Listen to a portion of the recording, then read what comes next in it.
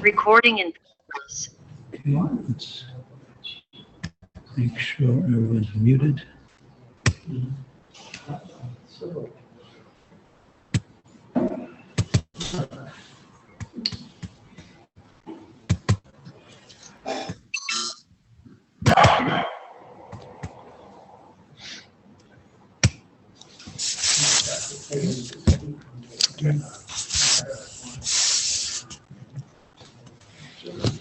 Good evening, everyone.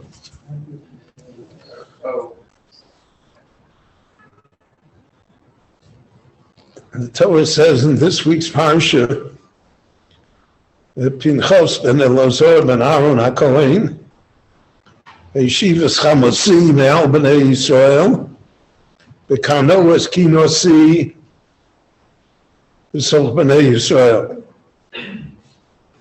So,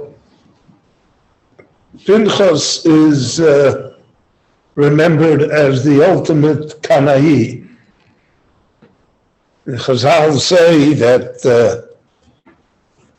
there are cases, instances, when someone is witness to a terrible sin, but that for some reason the person who commits the sin cannot or will not be prosecuted. And so therefore there is a provision in the Torah, kanoi pogimbo. A true kanoi can take the law in his own hands, so to speak. He can kill it. And the proof is from Pinchas.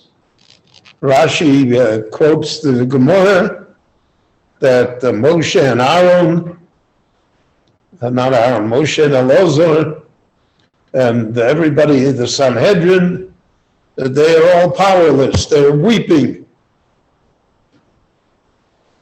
They just can't react to the terrible events of the Jewish people being seduced by the women of Midian, and that a leader of the Jewish people, one of the Decilim, and also the tribe of Shimon, should publicly do so.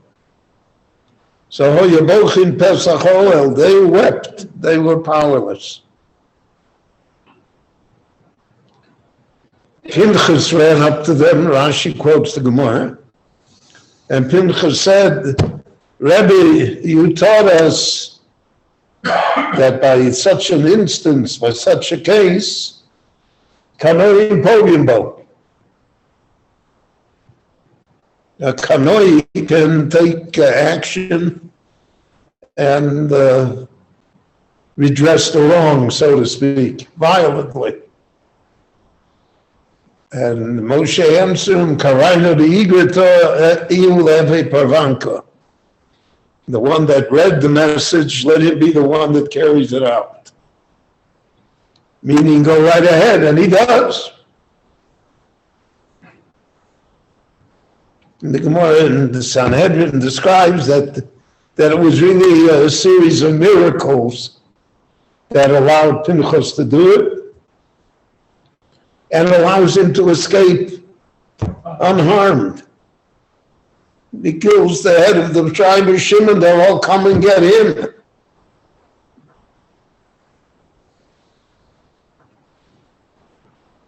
So the Gemara seems to say, and all the Meforshim dwell on this, that Pinchas is the only true kanoi in the whole story of the Jewish people. Because by Pinchas, the Rebbeinu Shalom Kaviyachal himself testifies. The kano as kinosi, his kanos was my kanos. He did it for my sake. It isn't that he didn't like the head of the tribe of Shimon. He didn't do it because he wants publicity. He did it out of 100% pure motives. Some of the Meforshim say that's the only kanoi that, so to speak, is admissible. And there was never another kanoi like that. Because in all kanois after that, there is a personal element.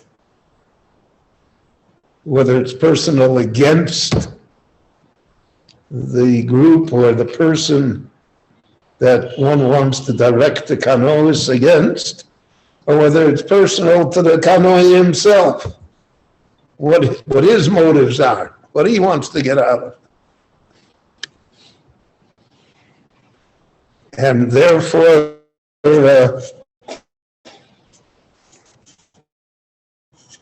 in the tradition of the Jewish people, kanois is not to be encouraged. Because it's hard, it's impossible to find the true kanoi after Pinchas. How do you spell Pinchas? So most of the time, we spell it Pei Nun Chet Samach. But you notice in the Torah, they spelled it Pei Yud Nun Chet Samach. They, so to speak, spelled it Mole. Now this is Shaila that arises in Halacha.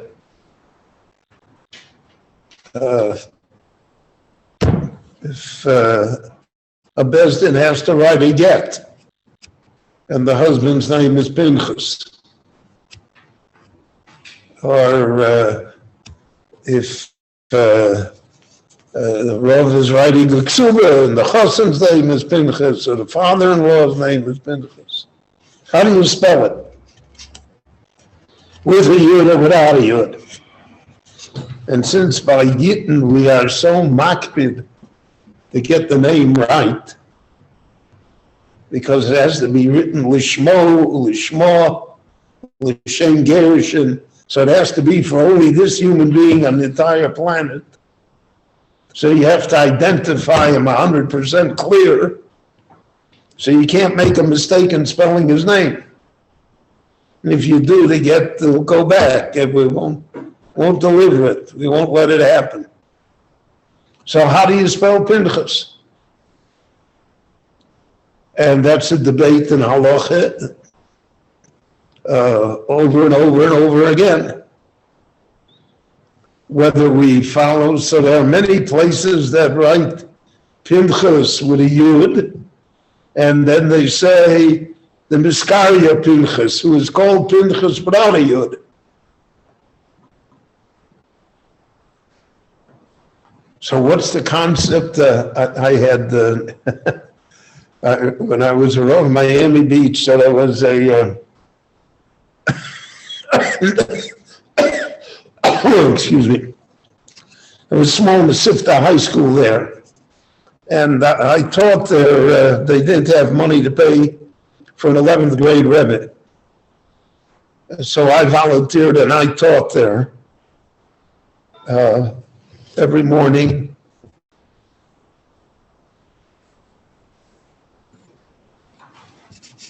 And I had a Talmud, Pinchas.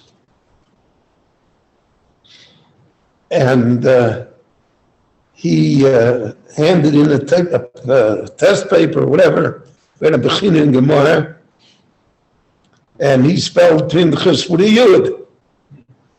And I, who was then at the height of my knowledge, said to him, you spelled Pinchas wrong, you can't even spell your own name.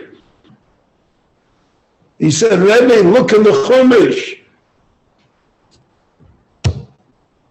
So he was right and I was wrong.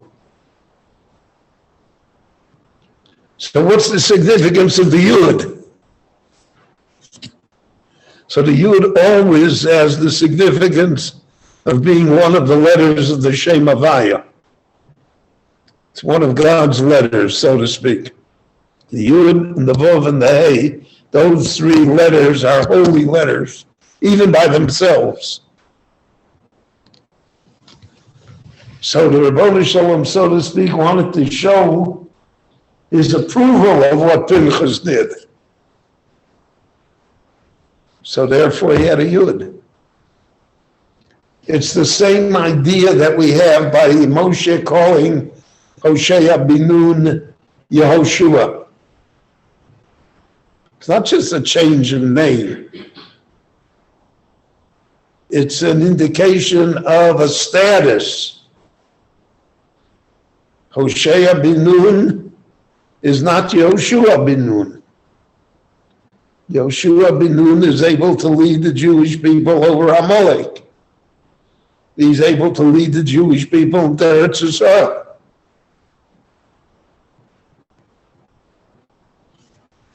Hoshea bin Nun would have been trapped with the Meraglim. And therefore Moshe changed his name, gave him the Yud.